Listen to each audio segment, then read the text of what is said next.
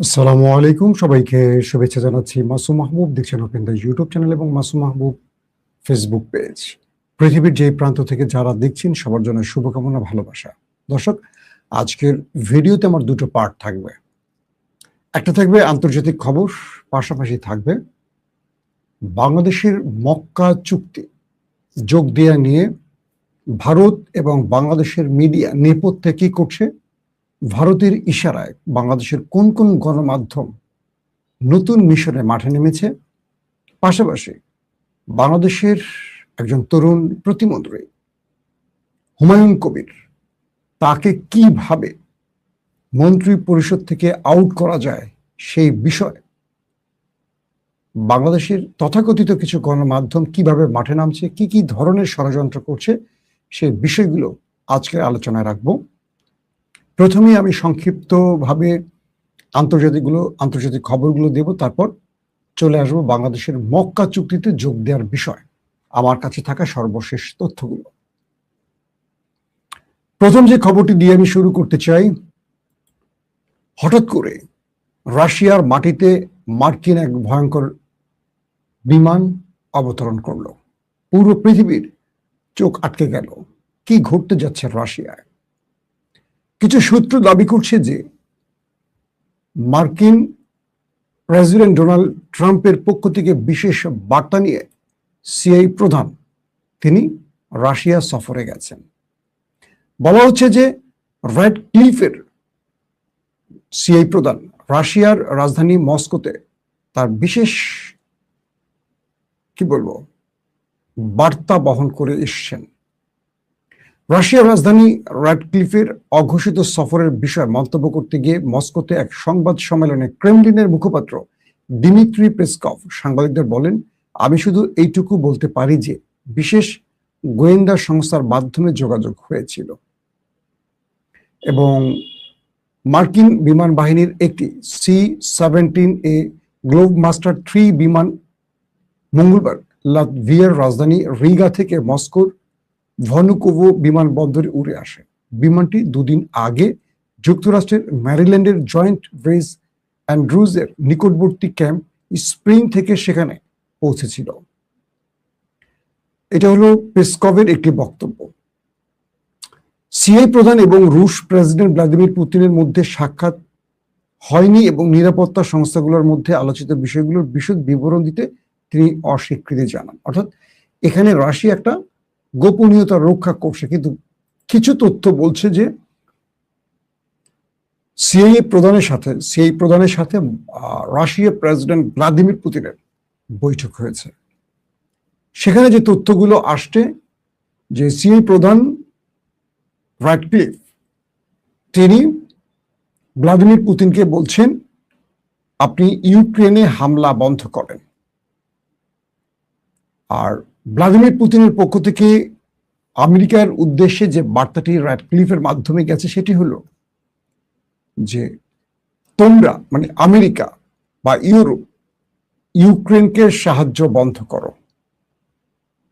যদি তোমরা সাহায্য বন্ধ না করো, যদি যুক্তরাজ্য মানে ব্রিটেন তার অস্ত্র সরবরাহ বন্ধ না করে ইউক্রেনে, আমাদের নেক্সট আক্রমণ হতে যাচ্ছে ব্রিটেনে অর্থাৎ যুক্তরাজ্যে। যখন ভ্লাদিমির পুতিন এই কথাটি বললেন তখন সিআইএ প্রধান বললেন, যদি রাশিয়া কোন ন্যাটোভুক্ত দেশে হামলা করে অর্থাৎ যুক্তরাজ্যে হামলা করে বসে, তাহলে আমেরিকা বাধ্য হবে এই যুদ্ধে নিজেকে জড়াতে। আমেরিকা বাধ্য হবে, অর্থাৎ আমেরিকা চাইছে না কিন্তু আমেরিকা বাধ্য হবে ন্যাটোর আর্টিকেল 5 অনুযায়ী। পাশাপাশি ভ্লাদিমির পুতিন সিআইএ প্রধানকে বললেন, আমার সকল মিসাইল প্রস্তুত আছে তোমাদের দিকে এবং ইউরোপের দিকে। যদি তোমরা ইউক্রেনে তোমাদের সহযোগিতা বন্ধ না করো, যদি ইউরোপ প্রকাশ্যে বা গোপনে ইউক্রেনকে অস্ত্র সরবরাহ করতে থাকে, তাহলে আমাদের নেক্সট লক্ষ্যবস্তু তারা হবে, এতে কোনো সন্দেহ নেই। আর আমেরিকা যদি ন্যাটোর ধারা অনুযায়ী এই যুদ্ধে নেমে পড়ে ন্যাটোর কোনো দেশে আক্রমণের কারণে, তাহলে আমরা আমেরিকাকে ওয়েলকাম জানাবো এই যুদ্ধে আমাদের সাথে লড়ার জন্য। সিআই প্রধান বলছে আমরা তোমাদের অবস্থা ইরানের মতো করে দেব রাশিয়াকে। রাশিয়া বলছে যে ইরানের পা ধরে মাপ চাইছে যারা, আমরা তাদেরকে তার চেয়ে নিচে নামাবো। অর্থাৎ দুইজনের মধ্যে যে আলোচনা হয়েছে, কিছু গণমাধ্যম এই বিষয়টিকে ঠিক এভাবে বর্ণনা করেছে। যদিও পেসকভ তিনি বলছেন যে ভ্লাদিমির পুতিনের সাথে তার দেখা হয়নি বা এরকম, মানে তিনি এই বিষয়টিকে এড়িয়ে যাওয়ার চেষ্টা করছেন। বলা হচ্ছে দীর্ঘ 5 বছর পর মার্কিন সিআই প্রধান রাশিয়া সফরে গেছেন। আসলে কি ঘটছে এখানে? শুধু ইউক্রেন ইস্যুতে আলোচনা হয়েছে না, এখানে ইরান ইস্যুতেও আলোচনা হয়েছে। রাশিয়া আমেরিকাকে স্পষ্ট বলে দিয়েছে, তোমরা যে ইরানের উপর স্যাংশন দিয়েছ বা নিষেধাজ্ঞা দিয়েছ, এটা রাশিয়া মানবে না। তারা ইরানের পাশে আছে, শেষ দিন পর্যন্ত পাশে থাকবে। ঠিক একইভাবে চীনও আমেরিকাকে এই বার্তাটি দিয়েছে। চীন বলছে আমেরিকাকে যে আমরা ইরানের সাথে বাণিজ্যিক সম্পর্ক অব্যাহত রাখব, তোমরা এই বিষয়ে নাক গলাবে না, কারণ এটা চীনের এবং ইরানের নিজস্ব ব্যাপার। তোমরা চীনের কোনো কূটনীতি বা পররাষ্ট্রনীতি কিংবা বাণিজ্য নীতি 1000 মাইল দূর থেকে চীনকে চাপিয়ে দিতে পারো না। চীন তার পূর্বের অভিজ্ঞতা অনুযায়ী বা পূর্বের মতোই ইরানের সাথে তাদের সকল বাণিজ্যিক সম্পর্ক অব্যাহত রাখবে। চীন স্পষ্ট করে বলে দিয়েছে আমেরিকাকে, তোমাদের এই স্যাংশন আমাদের কিচ্ছু যায় আসে না, আমরা ইরানের সাথে প্রয়োজনে আরো ভালো বাণিজ্য নীতিতে পৌঁছতে চাই। আরো ভালো মানে কি, এখন যেহেতু ইরান এই নিষেধাজ্ঞার জন্য বড় রকম চাপে পড়ে যাবে, তাই প্রয়োজনে আমরা ইরানকে আরো বেশি সহযোগিতা করতে চাই। তো এই দুটো দেশের স্পষ্ট বার্তা হলো তারা ইরানের পক্ষে থাকতে চায়, তারা ইরানের হাত ছাড়তে চায় না। এবং ইরানের বিমান প্রতিরক্ষা প্রধান আজকে বলছেন যে সাম্প্রতিক দুটি যুদ্ধে শত্রু যুদ্ধ বিমান ও কৌশলগত ড্রোন আঘাত হানায় তার বাহিনীর সক্ষমতা প্রমাণিত হয়েছে এবং সেই শিক্ষা এখন নতুন কৌশল ও স্থানীয়ভাবে নির্মিত ব্যবস্থার কাজে লাগানো হচ্ছে। অর্থাৎ ইরান এখন নিজেরাই নিজেদের আকাশ প্রতিরক্ষা সিস্টেম তৈরিতে মনোযোগী হয়েছে এবং তৈরিতে তারা সাকসেস পাচ্ছে। পাশাপাশি তারা বলছে মার্কিন অনেক হামলা তারা প্রতিহত করতে পেরেছে, যার কারণে ইরান এই জায়গায় এখন একটা বৈপ্লবিক পরিবর্তন আনতে যাচ্ছে।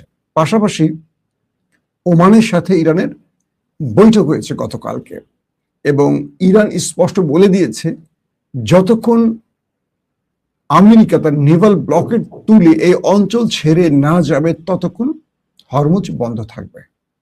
আবার পাকিস্তানের সেনাপ্রধান আসিম মনিরের মাধ্যমে ইরানের কাছে আমেরিকা বার্তা পাঠিয়েছে যে যদি হরমুজ প্রণালী ইরান খুলে দেয় তাহলে ইরানের উপর সকল নিষেধাজ্ঞা প্রত্যাহার করা হবে। তার মানে আমেরিকা ইরানের উপর যে নিষেধাজ্ঞাগুলো দিয়েছে সেই নিষেধাজ্ঞা দিয়েও ইরানের কিচ্ছু করতে পারছে না। এই পরিস্থিতির মধ্যে এখন আটকে আছে আমাদের ট্রাম্প চাচ্ছু।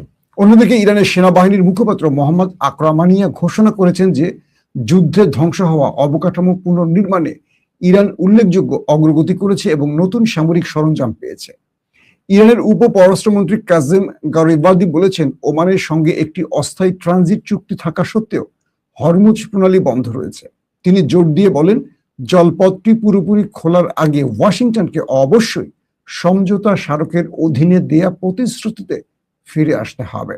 মার্কিন প্রেসিডেন্ট ডোনাল্ড ট্রাম্প বলেছেন যে প্রণালীটি মানে হরমুজ প্রণালীটির আন্তর্জাতিক জলসীমা থেকে সমস্ত মাইন অপসারণ করে নিষ্ক্রিয় করা হয়েছে এবং তেহরানকে সতর্ক করা হয়েছে যে নতুন মাইন স্থাপনকারী যে কোনো জাহাজ ধ্বংস করা হবে।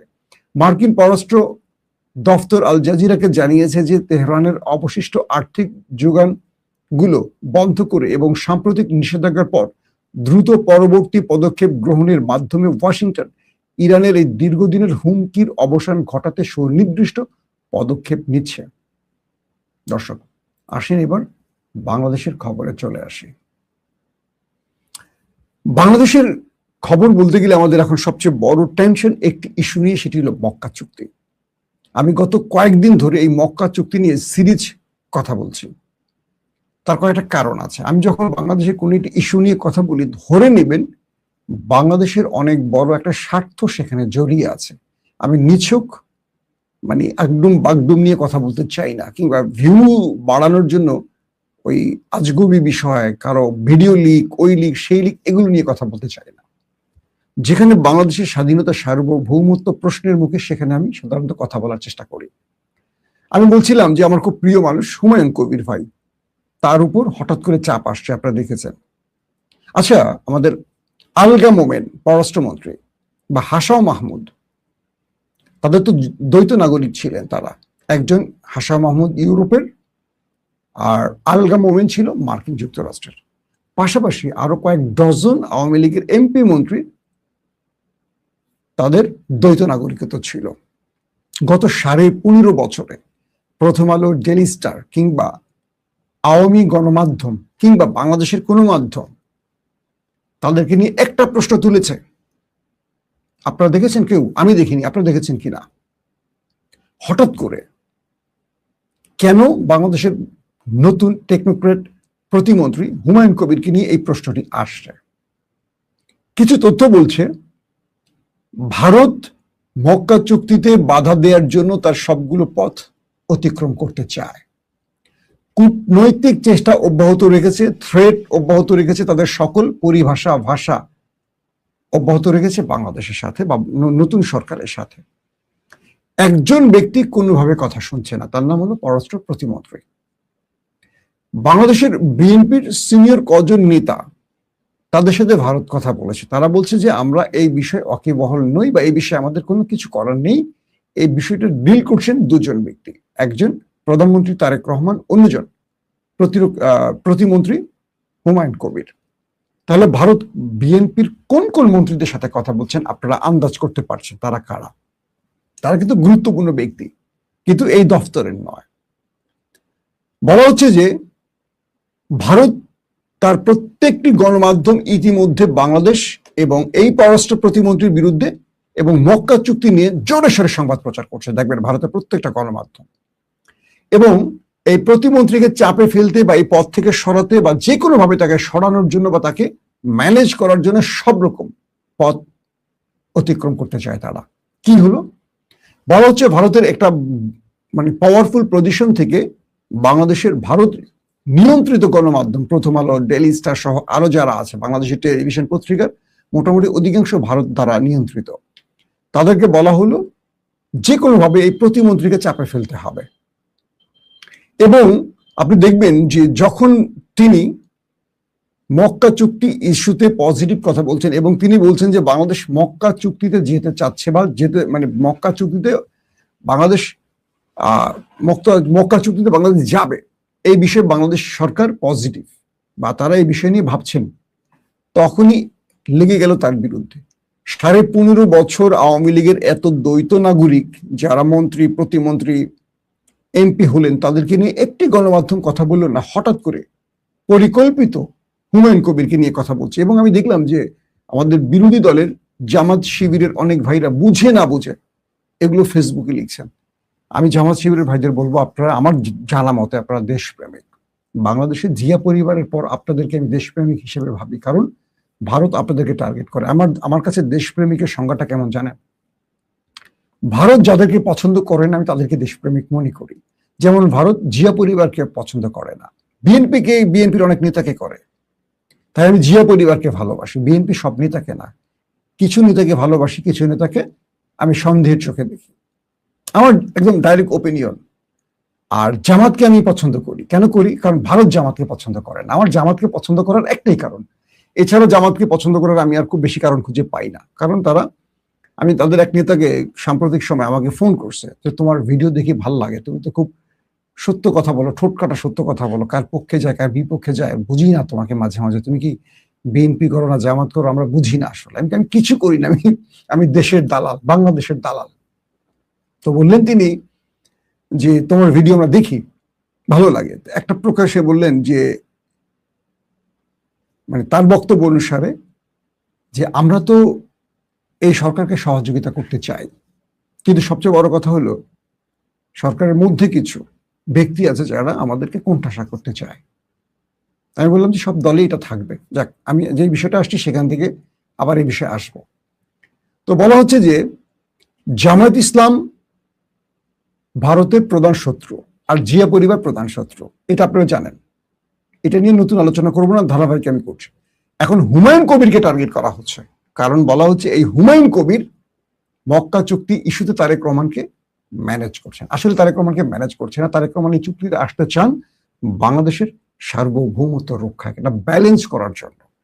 এই 54-55 বছর ধরে ভারতের ইশারায় বাংলাদেশ চলছে। তারেক রহমান চান না বাংলাদেশ ভারতের ইশারায় চলুক, বাংলাদেশ বাংলাদেশের সরকারের ইশারায় চলবে, জনগণের ইশারায় চলবে, এটা তারেক রহমান চান। এখন হুমায়ুন কবিরকে কিভাবে এই পথ থেকে সরানো যায়, তাকে চাপে ফেলা যায়, যে কারণে এই প্রথম আলো গং লেগে গেছে। এখন আপনারা নিজেরাই বলেন, আপনারা কি বাংলাদেশের পক্ষে নাকি ভারতের পক্ষে? তাহলে কালকে থেকে দেখছেন প্রত্যেকটা টেলিভিশন টকশোতে, ফেসবুকে, বিভিন্ন জায়গায় ফিফথ কলামের লোকেরা কিভাবে হুমায়ুন কবিরকে ধোয়া শুরু করেছে দেখছেন আপনারা। ফিফথ কলাম তো বারবার বলছে, নতুন করে বলবো না। বিদেশি এজেন্টদের বাংলাদেশের চাকর বাকর গুলোকে আমরা ফিফথ কলাম বলি। ওদের এজেন্ট যারা বাংলাদেশে থাকে, তারা যারা এই ন্যারেটিভের পক্ষে কথা বলে, মানে মোসাদ এবং রয়ের পক্ষে, তারা হলো ফিফথ কলাম। তো খুব স্পেসিফিক ভাবে ভালো করে খেয়াল করবেন, হুমায়ুন কবিরকে নিয়ে সোশ্যাল মিডিয়া এবং টেলিভিশনগুলোতে, অধিকাংশ টেলিভিশনগুলো বুঝে না বুঝে হোক সংবাদ প্রচার করছে। তিনি বলছেন জ্বালা, এত জ্বালা কেন? মঈনুদ্দিন ফখরুদ্দিনের 2008-এর মতো জ্বালা উঠছে? কাকে বলছে? প্রথম আলোকে বলছে। একটি বিষয় মনে রাখতে হবে, তার বিরুদ্ধে হানি ট্র্যাপ থেকে শুরু করে আরো বড় বড় ট্র্যাপের গল্প আসবে। তার বিরুদ্ধে ডিফেক ভিডিও আসতে যাচ্ছে, এমন আভাস পাওয়া যাচ্ছে। তাকে দুনিয়া থেকে সরানোর পরিকল্পনা হতে পারে। তার উপরে আরো বড় বড় অ্যাসাসিনেশন আসতে পারে। সকল কিছু মাথায় রেখে আমাদের এই সরকারের পাশে থাকতে হবে, পররাষ্ট্র প্রতিমন্ত্রীর পক্ষে থাকতে হবে, তারেক রহমানের পক্ষে থাকতে হবে, কারণ তারেক রহমান সঠিক পথে আছেন। যদি দেখি তারেক রহমান এই মক্কা চুক্তি পক্ষে না দাঁড়ান বা এই মক্কা চুক্তিতে বাংলাদেশ না আসে, আমরা ধরে নিব তারেক রহমান ভারতের ভয়ে মাথা বিক্রি করে ফেলেছেন। কারণ এই মক্কা চুক্তি সব দিক থেকে বাংলাদেশের পক্ষের এবং বাংলাদেশের স্বার্থের। আমি ওপেন একদম ডাইরেক্ট বলছি, যদি বাংলাদেশ মক্কা চুক্তিতে প্রবেশ করে, ধরে নিব তারেক রহমান ভারতের বিরুদ্ধে চ্যালেঞ্জ গ্রহণ করেছেন। যদি তিনি গ্রহণ করতে না পারেন, তাহলে ধরে নিব বিএনপি কোথাও বিক্রি হয়ে গেছে। আমাদের আশা আর থাকবে না বিএনপির প্রতি, আমার খুব স্পষ্ট বার্তা। তো এখন যে বিষয়টি তৈরি হয়েছে, আমাদের দেশে ভেতরে মিডিয়াগুলো এখন উঠে পড়ে লেগেছে। এতদিন ধরে বিএনপিকে বারবার বলেছিলাম যে মিডিয়াগুলোকে সংস্কার করেন। আওয়ামী লীগের ফ্যাসিস্টরা বসে আছে মিডিয়াতে, জাস্ট তারা বিএনপি সেজে বসে আছে, আসলে তারা বিএনপি না। তাদের মধ্যে এখন মূল খেলাটা কি জানেন? বিএনপি আর জামাতের মধ্যে দূরত্ব তৈরি করতে মিডিয়া বড় ভূমিকা নিচ্ছে। এই রাশেদ, নুরুরা, তাদের টার্গেট আওয়ামী লীগ না। কোন একটি জায়গায় আওয়ামী লীগ নিয়ে কথা বলতে দেখছেন রাশেদ বা নুরুকে? তাদের প্রত্যেকের ভাষা শুধু জামাতের দিকে। কেন ভাই? বাংলাদেশের জামাত বিএনপির প্রতিপক্ষ, বিরোধী দল হিসেবে জামাতের আসন কয়টা? জামাত বাংলাদেশে খুব শীঘ্রই ক্ষমতায় আসার সম্ভাবনা আছে, কিন্তু বাংলাদেশে যে জামাত বিএনপি গত 20-25 বছর ধরে সীসাগলা প্রাচীরের মতো এক হয়েছিল, তাদের বিরুদ্ধে কথা বলছে। আর যেই আওয়ামী লীগ 15.5 বছর ধরে অজস্র হাজারো লক্ষ মানুষকে হত্যা করেছে বিরোধী দলের, তাদের নিয়ে আমরা কথা বলছি না কেন? এটা রাজনীতি নাকি কুরাজনীতি? আমার কাছে একদম খুব সহজ বাক্যে আমি যে ব্যাখ্যাটা বুঝি। তো আমাদের টার্গেট জামাত দমন না আওয়ামী লীগ দমন? নুরুল রাশেদের কাছে এই প্রশ্ন, আপনাদের প্রত্যেকটা বক্তব্য জামাতকে নিয়ে কেন? জামাত বাংলাদেশের মানে বিএনপিকে কোনো বড় চ্যালেঞ্জ দিতে পারছে? এরা তো সরকারে আসবে কি? এরা তো বিরোধী দলেরই এখনো যোগ্য হতে পারেনি। এদের নিয়ে তো ভয় পাওয়ার কিছু নেই জামাতকে নিয়ে। জামাত আগে তৈরি হোক, সময় আছে। বিএনপি ফল্ট করলে, বিএনপি ভুল করলে জামাতের সুযোগ তৈরি হবে, নতুবা জীবনে জামাত ক্ষমতায় আসবে না। তো বিএনপি সেই ভুলে যাবে কেন? এটা হলো আমার প্রশ্ন। বিএনপি সঠিক পথে হাঁটুক, তাহলে জামাতের স্বপ্ন ভেঙে যাক, কারণ বাংলাদেশের মানুষ মধ্যমপন্থা একটা দল পছন্দ করে, না আওয়ামী লীগ না খুব কট্টর। এখন আসেন মক্কা চুক্তি ইস্যুতে সম্ভাব্য টার্গেট কি? যে কোনো ভাবে সরকার বাংলাদেশের মধ্যে বড় ম্যাসিভ আকারে কিছু দুর্ঘটনা ঘটবে, আগুন, বিভিন্ন জায়গায় সন্ত্রাসী হামলা, বিভিন্ন জায়গায় জঙ্গি হামলা, বাংলা ভাইয়ের মতো শায়েক রহমান, বাংলা ভাইরা যা করছে এগুলো তো করছে ভারত এবং আওয়ামী লীগ পরিকল্পিতভাবে। এরকম জঙ্গি হামলার ঘটনা ঘটতে পারে। দুই, কাউমির একটা গ্রুপ আছে যারা আওয়ামী লীগ পন্থী, একটা গ্রুপ, বোঝে সবাই না, তাদেরকে মাঠে নামানো হবে বিভিন্ন ইস্যুতে সরকারকে টালমাটাল করার জন্য। বাংলাদেশে হঠাৎ করে আরো বড় কিছু অঘটন ঘটবে যেটার পুরো সেন্টিমেন্ট সরকারের বিরুদ্ধে চলে যাবে। তিন, পররাষ্ট্রমন্ত্রীর উপর কোনো অ্যাসাসিনেশন আসতে পারে। চার, তারেক রহমানকে বিএনপির ভেতর থেকেই কোনো বড় ষড়যন্ত্রে আটকানোর চেষ্টা করা হতে পারে। এরকম ধাপে ধাপে ধাপে অনেকগুলো ভারতের শেষ কার্ডগুলো ব্যবহার হবে বিএনপি সরকার বা তারেক রহমান বা হুমায়ুন কবিরের বিরুদ্ধে। বাংলাদেশের প্রত্যেকটা দেশপ্রেমিক সংগঠন দলকে তারেক রহমানের পাশে দাঁড়াতে হবে, তার সিদ্ধান্তকে বা তার বাংলাদেশ ফার্স্ট নীতির উপর সবাইকে অটল থাকতে হবে। আর হুমায়ুন কবিরকে এইটুকু সাহস দিতে হবে, ভয় পাবেন না, আমরা পাশে আছি। এইসব প্রথম আলোর ডেইলি স্টার, অখাদ্য কুখাদ্য ডাস্টবিনের টিস্যু পেপারগুলোকে আমরা মূল্যায়ন করি না। এই দেশের মানুষ প্রথম আলো যা বলে তার এগেনস্টে থাকে, মনে রাখবেন। প্রথম আলো যে সংবাদটি দেবে আপনারা তার উল্টে দাঁড়াবেন। প্রথম আলোর ভালো মানুষের সংবাদগুলোকে আপনারা বিশ্বাস করে আর দেশকে ধ্বংস করবেন না। যেই প্রথম আলো শেখ হাসিনার জন্মদিনে পুরো পেজ জুড়ে শুভ জন্মদিন প্রধানমন্ত্রী লিখতে পারে, সেই প্রথম আলোর উদ্দেশ্য কি আপনারা জানেন না? সেই প্রথম আলো এখন তার নাগরিকত্ব, দ্বৈত নাগরিকত্বের প্রশ্ন তুলছে। বাংলাদেশের সংবিধানে পার্লামেন্ট সদস্যদের নাগরিকত্ব নিয়ে প্রশ্ন আছে। কোন টেকনোক্রেট মন্ত্রী প্রতিমন্ত্রীর দ্বৈত নাগরিক ইস্যুতে সংবিধানের কাছে আমার জানা মতে এখনো বড় কোনো সিদ্ধান্ত নেই, মানে সংবিধান কিছু বলেন এই বিষয়ে। হয়তো সংবিধান বিশেষজ্ঞ আলোচনা করে একটা সিদ্ধান্ত নেবেন। আবারও বলছি, বাংলাদেশে কোনো সংসদ সদস্য নির্বাচনের ক্ষেত্রে নাগরিক বাংলাদেশের হতে হবে, দ্বৈত নাগরিক হতে পারবে না। কিন্তু টেকনোক্রেট মন্ত্রীর ক্ষেত্রে সংবিধানে এই কথাটি স্পষ্ট নেই। সো এটা আমাদের কি বলে, সংবিধান বিশেষজ্ঞরা হয়তো আলোচনা করে একটা পথ খুলবেন, কিন্তু এখনই তাকে বিতর্কিত বা তাকে চাপে ফেলার উদ্দেশ্য হলো যেন তিনি ভারতের এগেনস্টে না দাঁড়ান। আর সে ভারতের কাজটা এখন প্রথম আলো করছে। এরপরও আপনারা যদি প্রথম আলোর ফাঁদে পা দেন তাহলে বুঝবো বাংলাদেশের এই গর্ধব জাতি কখনো আর মুক্তি খুঁজে পাবে না। আল্লাহ হাফেজ।